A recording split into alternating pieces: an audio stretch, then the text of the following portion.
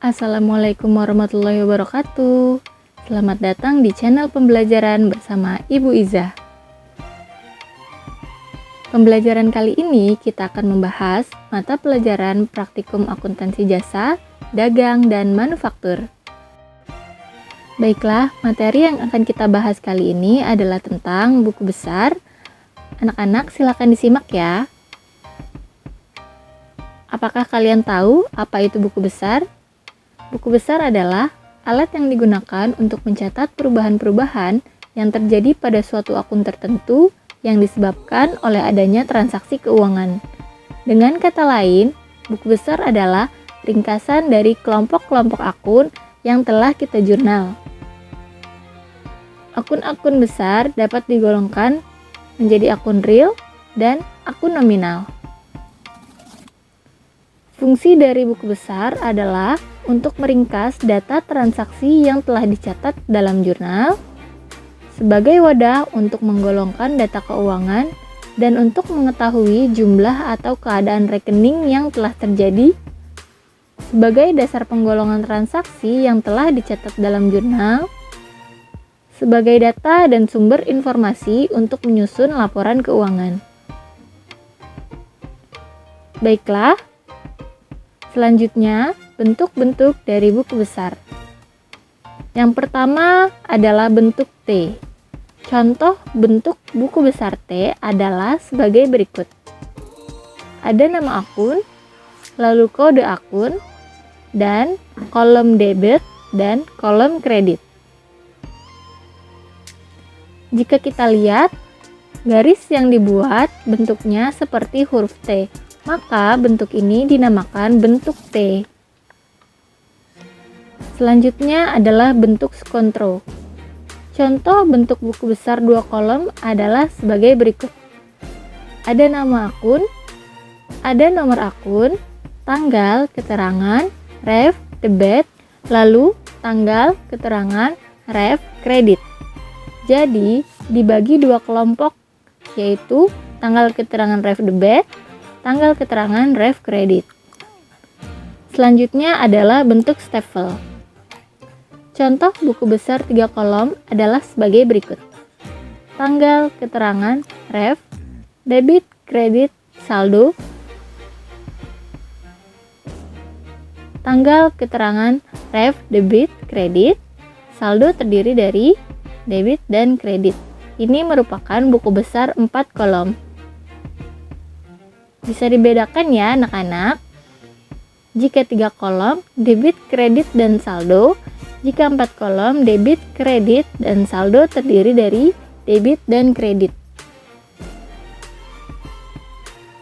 Nah, ini adalah aturan pembukuan yang harus kalian hafal dan pahami. Kelompok akun harta atau aset, jika bertambah di debit, jika berkurang di kredit. Saldo normalnya adalah di debit. Kelompok akun utang atau likuiditas, saldo normalnya di kredit, jadi jika bertambah di kredit dan jika berkurang di debit.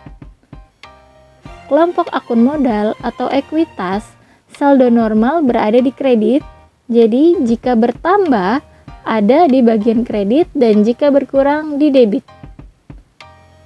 Pendapatan, saldo normal di kredit, jika bertambah di kredit, jika berkurang di debit. Kelompok akun beban, di debit saldo normalnya, jika bertambah di debit, dan jika berkurang di kredit. Kelompok akun prive, saldo normalnya di debit, jika bertambah di debit, dan jika berkurang di kredit.